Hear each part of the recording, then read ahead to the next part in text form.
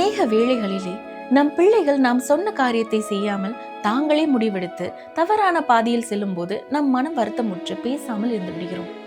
Abraham கூட இப்படியாக ஒரு காரியம் செய்ததன் நிமித்தம் தேவனுக்கும் அவனுக்கும் உள்ள தொடர்பு சற்று காலம் நிறுத்தி வைக்கப்பட்டிருந்தது. அதை குறித்து இன்னும் சற்று விரிவாக தியானிப்போம் வாருங்கள்.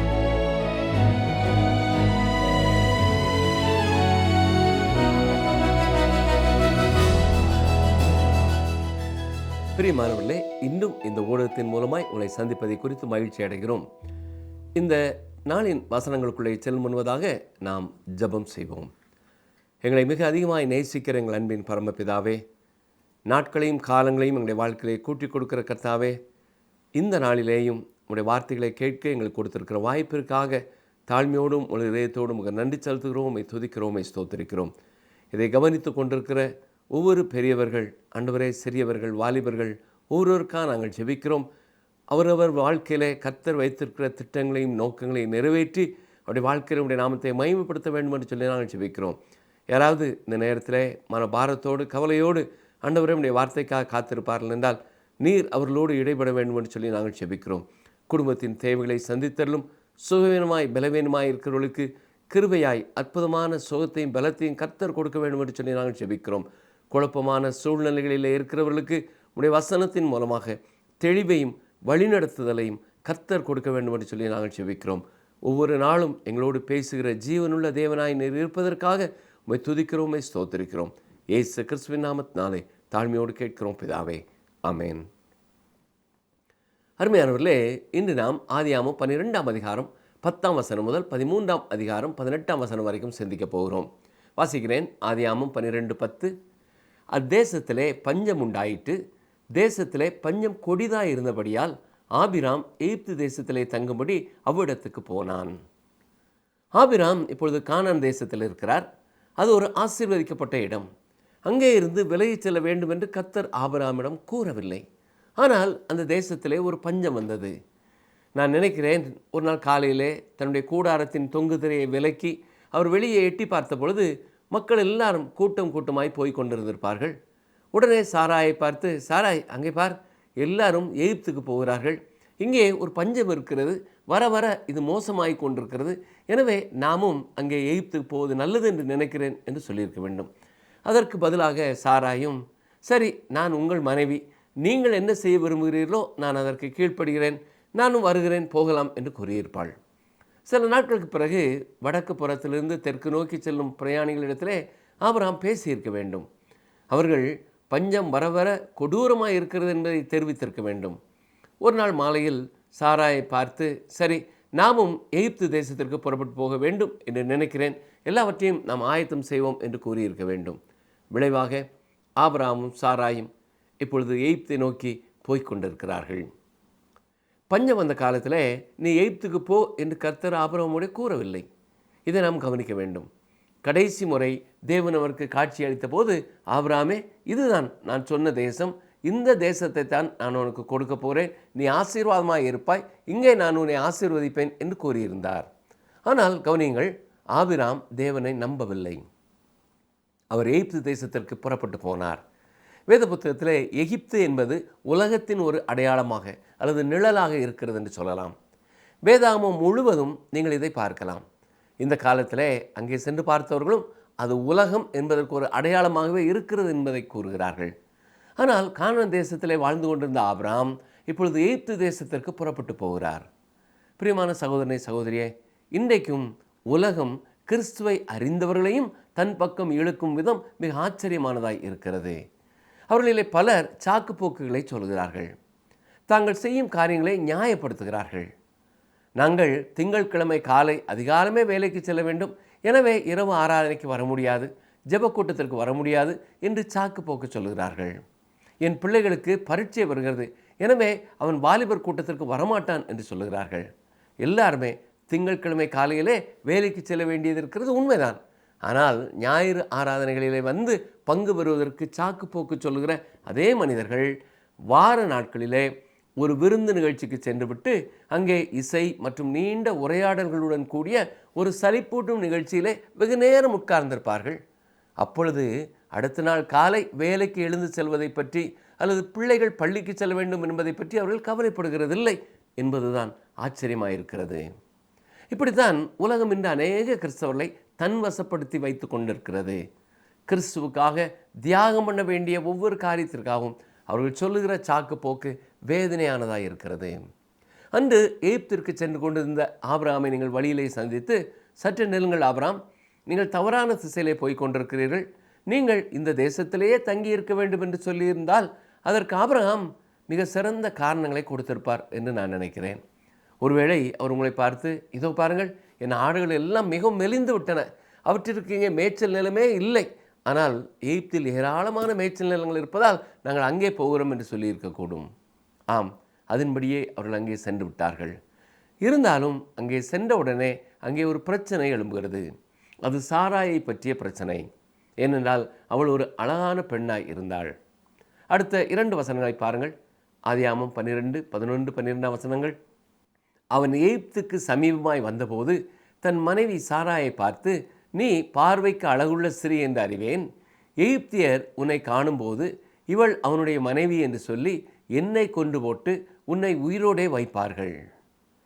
பிரியமானவர்களே, நீங்கள் வேதத்தை ஆராய்ந்து படிப்பதிலே விருப்பமுள்ள ஒருவராய் இருப்பதால் ஒருவேளை உங்களுக்கு தெரிந்திருக்கலாம், சவக்கடலின் வடமேற்கு கரையோரம் உள்ள குகைகளில் பழங்கால சுருள்கள் கண்டெடுக்கப்பட்டன.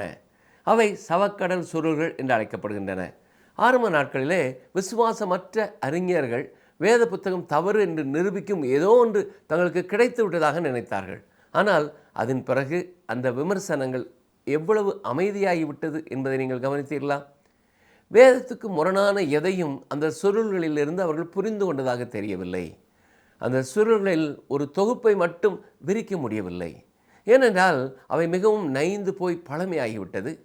அவை மிக நீண்ட காலம் சுருட்டி வைக்கப்பட்டிருந்ததால் அதை விரித்தால் சிதறி சிறு சிறு துண்டுகளாகிவிடும் என்ற நிலையிலே இருந்தன.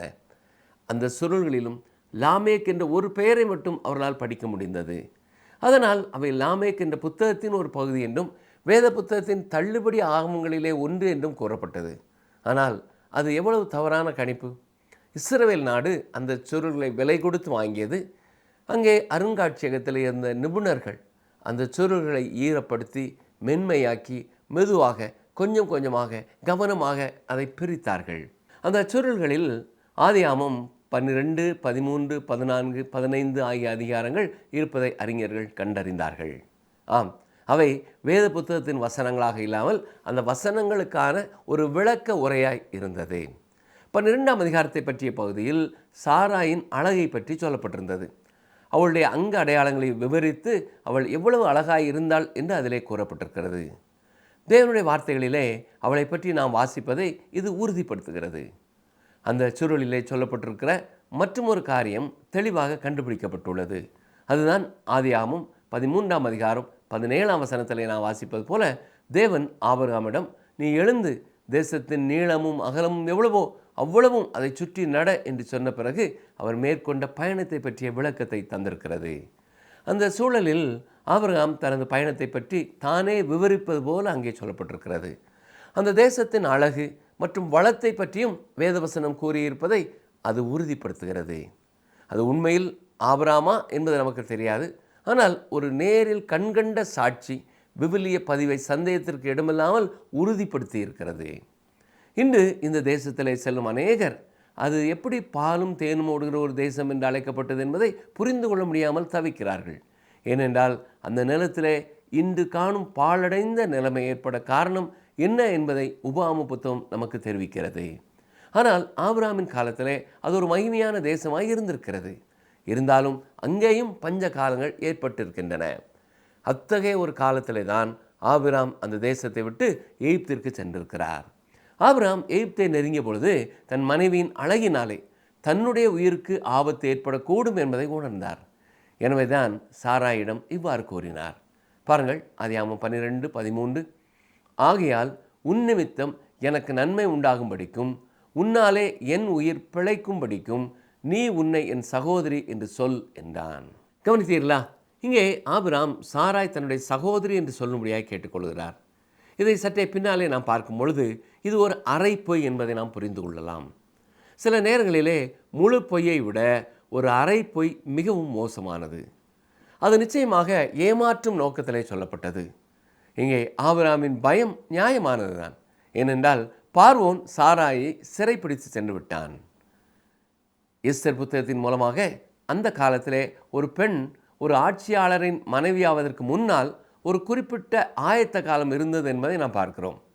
அந்த ஆயத்த காலத்தின் பொழுதுதான் தேவன் பார்வோனையும் அவன் வீட்டாரையும் மகாவாதையினாலே பாதித்தார்.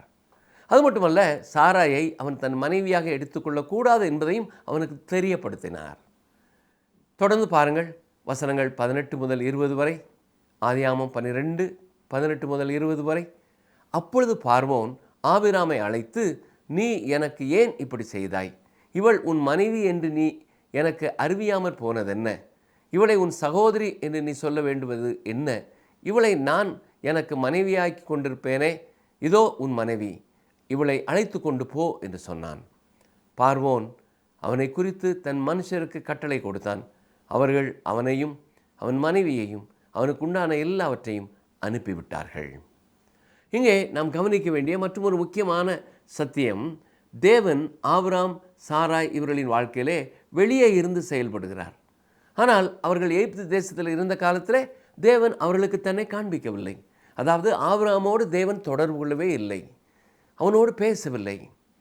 என்னை கவனித்து கொண்டிருக்கிற எனக்கு அருமையான சகோதரனே சகோதரியே, நாமும் தேவனுடைய திட்டத்திற்கு வெளியே செல்லும் பொழுது ஒருவேளை அற்புதமாய் ஆச்சரியமாய் தேவன் நம்மை பாதுகாத்து கொள்வார். ஆனால் அவர் நம்மோடு தொடர்பு கொண்டு பேசும் வாய்ப்பை நாம் இழந்து போக வாய்ப்பு இருக்கிறது. நான் இவ்வளவோ வேத வசனங்களை வாசிக்கிறேன், ஆனால் கர்த்தர் என்னோடு பேசியது போல தெரியவில்லையே என்று கவலையோடு இருக்கிறீர்களா? உங்களை நீங்களே ஆராய்ந்து பாருங்கள். உங்கள் வாழ்க்கையிலே ஏதோ ஒரு பகுதியிலே நீங்கள் தேவனை விட்டு தூரமாய் சென்று விட்டீர்களா? யோசித்து பாருங்கள். சரி, தொடர்ந்து ஆதியாகமம் 13ஆம் அதிகாரத்தை பார்ப்போம். இந்த அதிகாரத்திலே லோத்து ஆபிரகாமை விட்டு பிரிந்து போவதை பார்க்கிறோம். மேலும் தேவன் மீண்டும் ஆபிரகாமை சந்தித்து அவர் ஏற்கனவே கூறிய தனது வாக்குறுதியை உறுதிப்படுத்துகிறார்.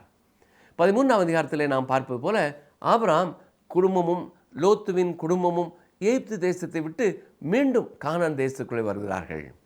இப்பொழுது லோத்து ஆபிரகாமை விட்டு பிரிந்து சோதோம் பட்டணத்தை நோக்கி போகிறார். அதன் பின் 3வது முறையாக தேவன் ஆபிரகாமுக்கு தரிசனமாகிறார்.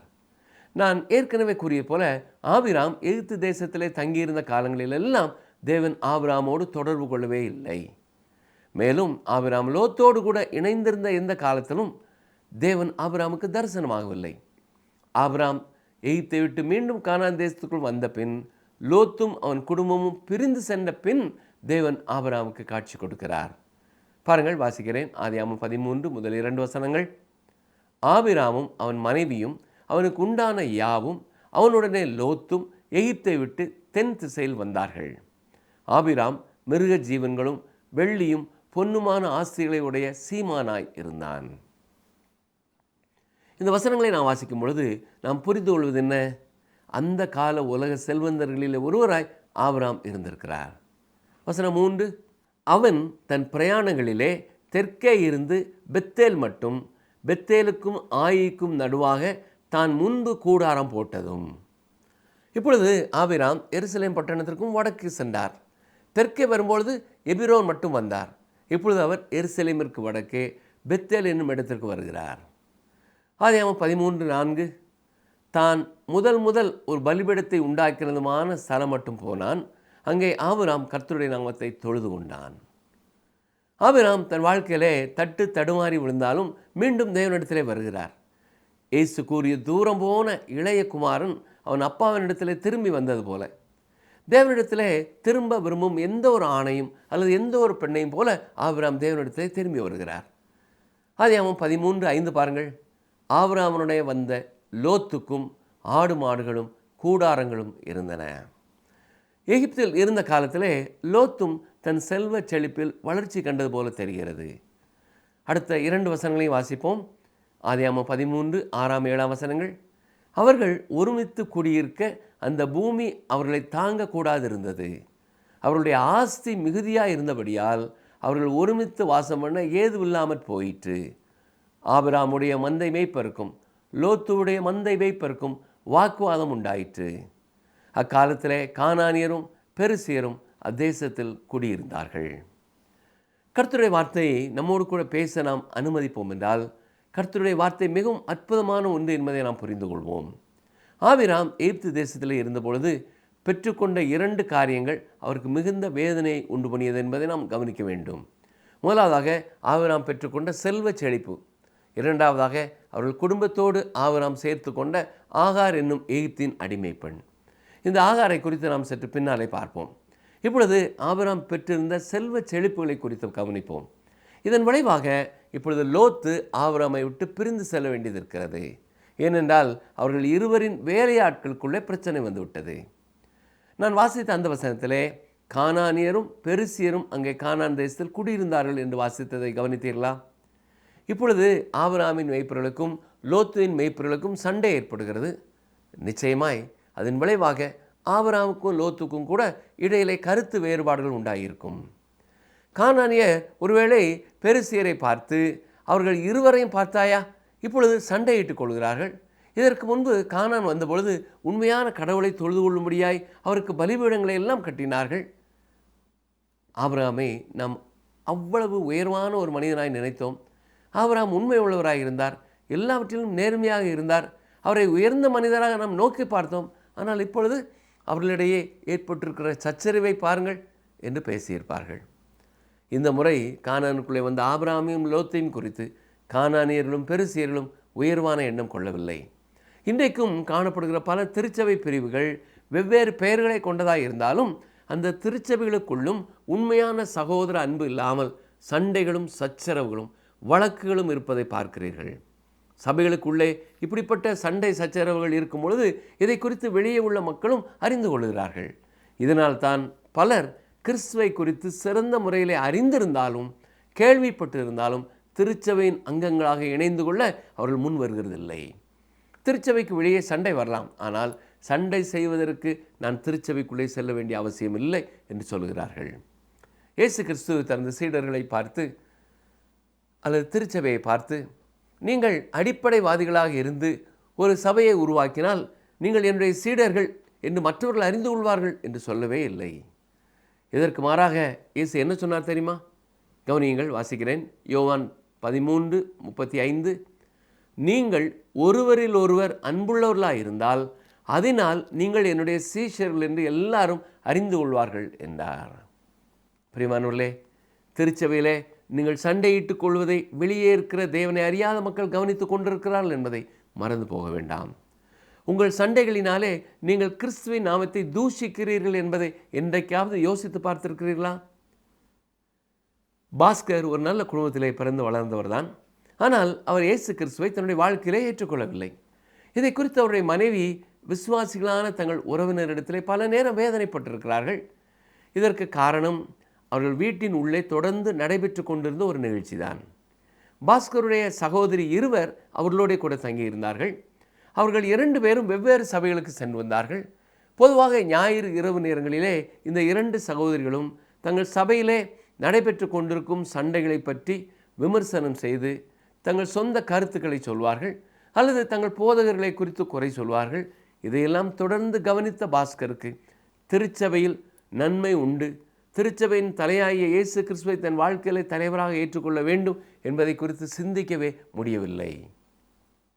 பிரியமானவர்களே, இது இவர்கள் குடும்பத்தில் மட்டுமல்ல, இன்று பல குடும்பங்களிலே நல்ல மனிதர்கள் இயேசு கிறிஸ்துவை இரட்சகராக ஏற்றுக்கொள்ளாமல் இருப்பதற்கு காரணமாக இருக்கிறது. இந்த இடத்திலே ஒரு வேத வசனத்தை நான் நினைவுபடுத்த விரும்புகிறேன்.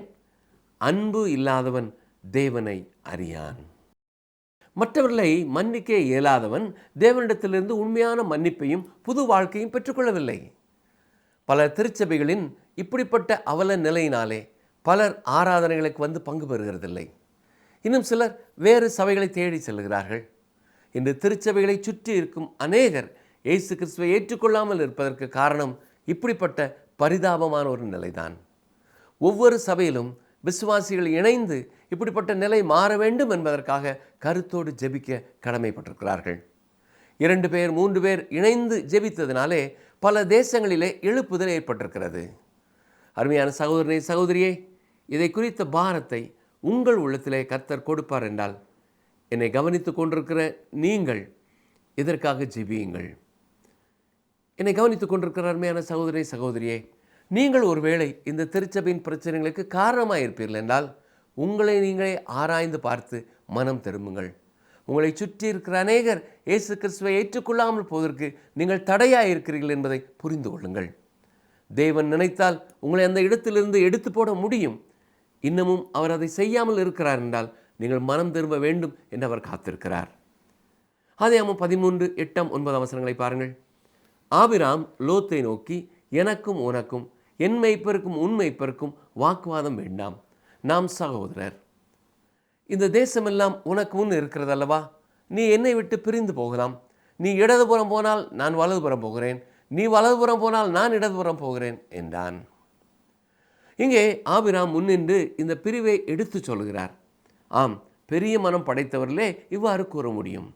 பிரியமான சகோதரனே சகோதரியே, கர்த்தர் மேல் நம்பிக்கை வைத்திருக்கிறவர்கள் மட்டுமே மற்றவர்களுக்கு விட்டு கொடுக்க முடியும். விட்டு கொடுப்பவர்கள் கெட்டு போவதில்லை, கெட்டு போகிறவர்கள் விட்டு கொடுப்பதில்லை என்ற வாசகத்தை ஒரு உணவு சாலையிலே நான் பார்த்த பொழுது இந்த வேத பகுதி தான் எனக்கும் நினைவிற்கு வந்தது. ஆதியாகமம் 13:10 பாருங்கள். அப்பொழுது லோத்து தன் கண்களை ஏறெடுத்து பார்த்து யோர்தான் நதிக்கு அருகான சமபூமி முழுவதும் நீர்வளம் பொருந்தினதாக இருக்க கண்டான். கர்த்தர் சோதோமையும் கொமோராவையும் அழிக்கும் முன்னே சோவாருக்கு போகும் வழி மட்டும் அது கர்த்தருடைய தோட்டத்தைப் போலவும் எகிப்து தேசத்தைப் போலவும் இருந்தது. அந்த காலகட்டத்திலே அந்த பகுதி அத்தனை அழகான செழிப்பான ஒரு பகுதியாக இருந்திருக்கிறது. இது மிகவும் சுவாரஸ்யமான ஒன்று. ஆபிரகாமுடன் அந்த நிலத்திலே லோத்து தங்கியிருந்த காலம் முழுவதிலும் அநேகமாக ஒவ்வொரு இரவும் அவர் தனது கூடாரத்தின் திரையை விலக்கி வெளியே எட்டி பார்த்து தன் மனைவியினிடத்திலே, அங்கே கீழே இருக்கும் அந்த இடத்தை பார்த்தாயா, அது எவ்வளவு அழகாக இருக்கிறது அல்லவா என்று சொல்லி இருந்திருப்பார்.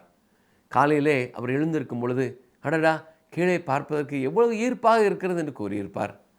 எப்பொழுதுமே இக்கரைக்கு அக்கறை பச்சை என்பது போலத்தான் தோன்றும்.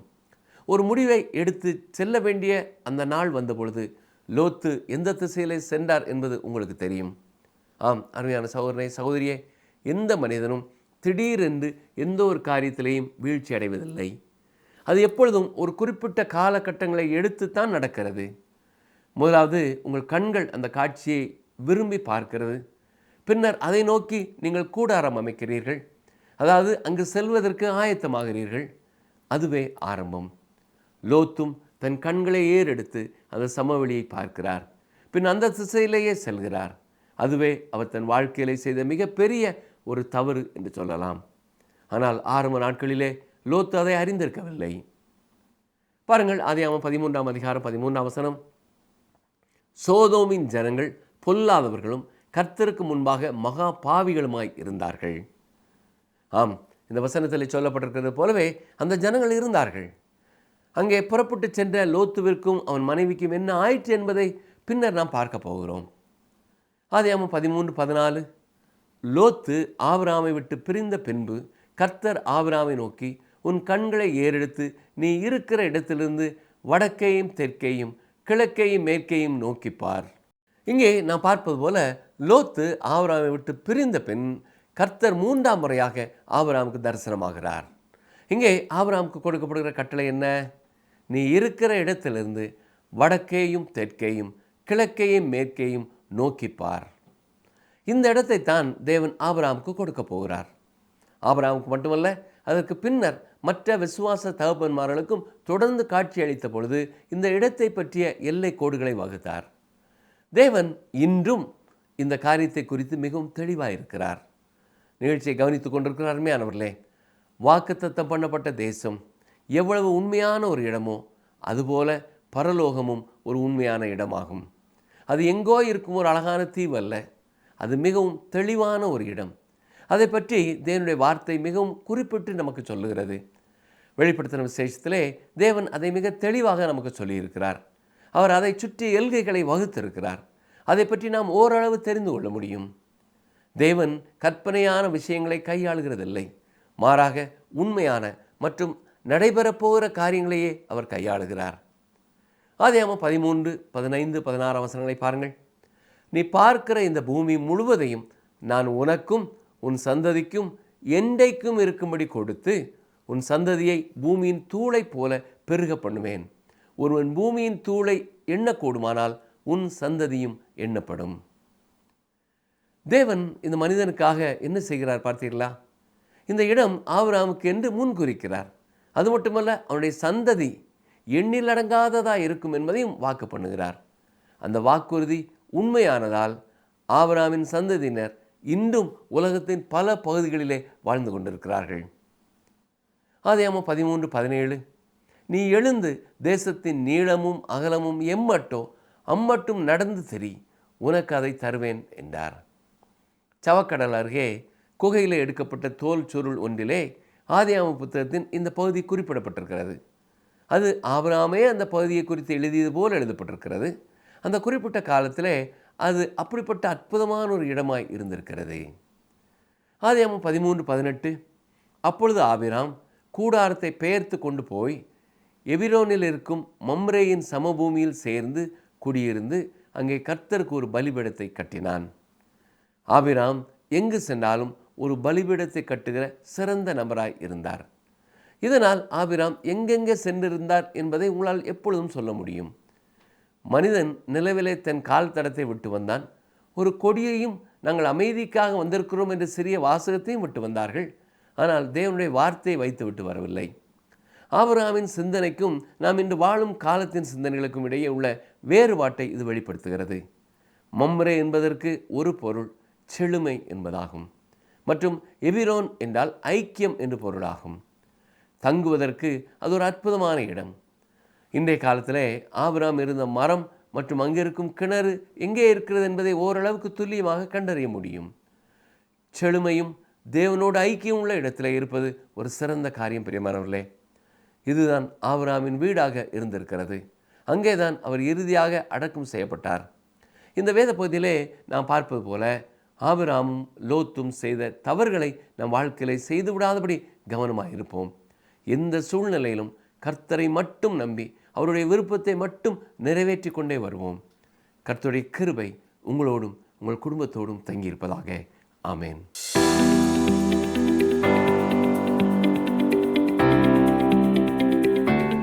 சவக்கடலின் வடமேற்கு கரையோரம் உள்ள குகைகளில் கண்டெடுக்கப்பட்ட சுருள்களில் ஆதியாகமத்தின் எந்த அதிகாரங்கள் இருந்தன?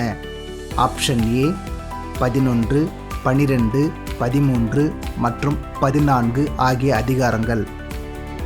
ஆப்ஷன் பி 12, 13, 14 மற்றும் 15 ஆகிய அதிகாரங்கள். ஆப்ஷன் சி 13, 14, 15 மற்றும் 16 ஆகிய அதிகாரங்கள். இன்றைய நாளிலே தேவன் நம்மோடு இடைப்படாமல் போவது ஏன்? செழிப்பை அல்லது ஆசீர்வாதம் நோக்கி நாம் செல்லும் போது நம்முடைய வாழ்க்கை எப்படி தடமாறுகிறது என்று பார்த்தோம். நம்மை நாம் சற்று ஆராய்ந்து பார்ப்போமா? நம்மை காண்கிற தேவன் நாம் செல்ல வேண்டிய சரியான வழியை நமக்கு காண்பிப்பார். அதில் மாத்திரம் நம்முடைய ஆவிக்குரிய வாழ்க்கை பயணிப்பதாக. இந்த நிகழ்ச்சி உங்களுக்கு பிடிச்சிருக்கா? அப்ப இப்பவே மிஸ்டர் கால் கொடுங்க. பரிசு வெல்றது நீங்களாவும் இருக்கலாம்.